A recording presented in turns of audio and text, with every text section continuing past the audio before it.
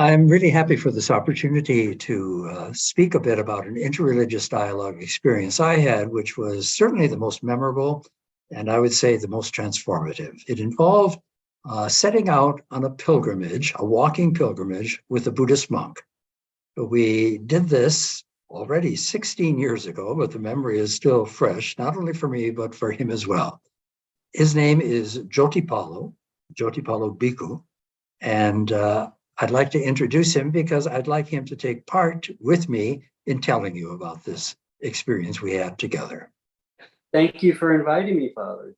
It's a pleasure to be here.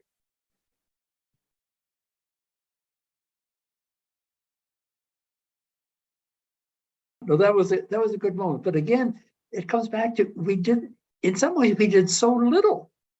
And Right. yet the response was so good. I've been reading through, we had, this is from the Pine River Journal, which, has our picture and all. Yeah. Then I remember there was from the Archdiocesan newspaper in St. Paul, an editor who called me to ask about our experience. She had heard about it, and then there was this long article that appeared in the Walker paper. And she really got into some interesting things about, why are you doing this? What's your intention? What do you hope to accomplish? And I think we simply said what we hope to accomplish is to show people that even though religions may have very different ways of interpreting life, of interpreting what is of ultimate value, of how they seek it, nonetheless, we can live and walk together in peace and learn from one another. Right. And I think that is what sparked people's imagination. Rather than just looking at this as some kind of theory about interreligious dialogue, they actually saw a Catholic monk and a Buddhist monk walking together and talking together and obviously enjoying one another's company. Yeah. So, it was definitely that walk that inspired me to want to do a documentary kind of film of hiking with the Catholic monk, on the Pacific Crest Trail, just doing that exact same thing, just, filming, watching the two of us help each other set our tents up or washing dishes together. And going through the struggles of, the hardships of hiking and just show people of completely different faiths and get along.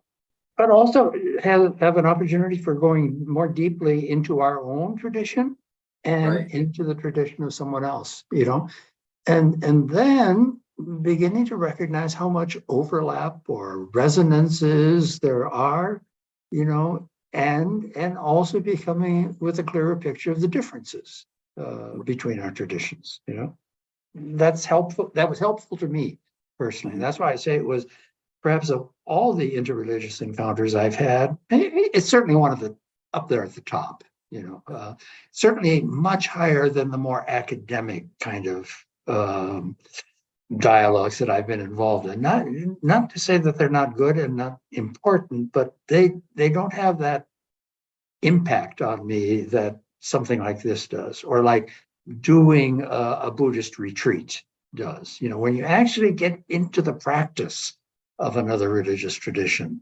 the doctrinal questions, the theological questions, philosophical questions might still be there, and they can be approached again and again. But I think it ultimately goes down to sharing one another's way of life.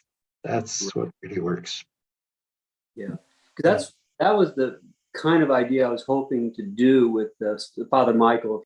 I had a whole set of teachings of using the elements, being out in nature, and was going to find a bunch of references in the suttas and Dhamma talks, and we were going to play a little bit of those, and then I was going to ask him to maybe even beforehand listen to them, and then find the similar teachings or contrary teachings in your tradition, and then we'd talk about those, and then we'd actually go out and practice with them. Yeah. In terms of kind of spiritual religious practice for me, we have the tradition of, or Jesus teaching to his disciples as he sends them out, and he said, don't take any money, don't take a change of clothes, eat what is set before you. I mean, that is precisely what the Tudong, your practice of walking in trust, is all about. It took me to take, one can say, it was walking a Tudong with a Buddhist monk that gave me an appreciation for the truth of Jesus' teaching, that you don't have to carry a lot of stuff with you. You can trust on the goodness of other people. You can trust on hospitality. You can trust in, if you want to put a more theological term to it, or a Christian religious term, you can trust on the providence of God to take care of you. Right. Again, it's a Catholic or Christian teaching, which I was able to understand at a much deeper level and appreciate thanks to taking part in a Buddhist practice.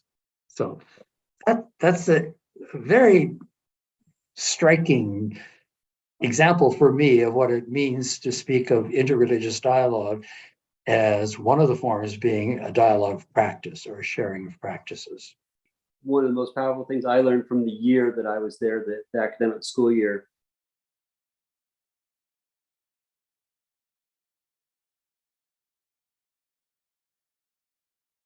when I was over working with the workshop, the woodworking department, and I remember one day I needed some varnish or something, and the crew there told me, like, if you ever need anything, just come over, we'll take care of you.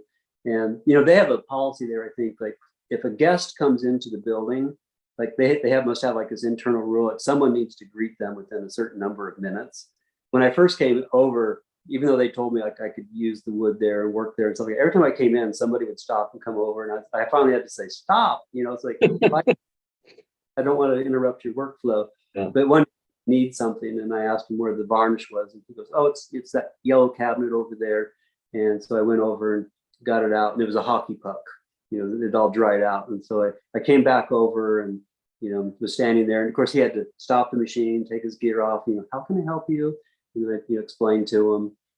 I show him that the can is hard. And so he goes over and goes into the back and grabs me another can and hands it to me, and then I go off and start working. I open it. It's also a hockey puck. It's all dried. So I go over a third time, and he just looks at me and takes his headphones off. How can I help you? It was just completely. I would have been like, "Come on, dude! I'm working on a project here," And then he actually go to a different building, and this time he opened up to make sure it was good. But just that hospitality, receiving the guest as Christ. It's like someone comes. Yeah. And that made a huge impression on me. It's like, And again, you can hear about it and read about it, but it's actually in the practice of receiving it or offering it that it begins to take hold. Right.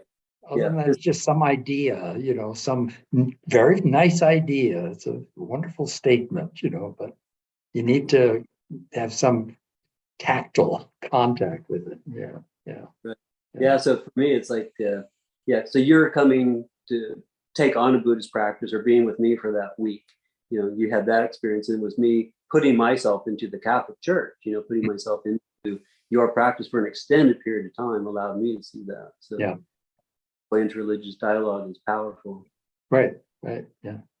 And again, powerful, well, for me personally, but again, I go back to that point about how much people looking at it and seeing it are affected by it. It's just that kind of, well, and again, you can talk about world peace and all the rest of very abstract terms, but when they see people who are, very, very different in appearance, and in, philosophical, theological ideas, just being together, that has an impact. Yeah.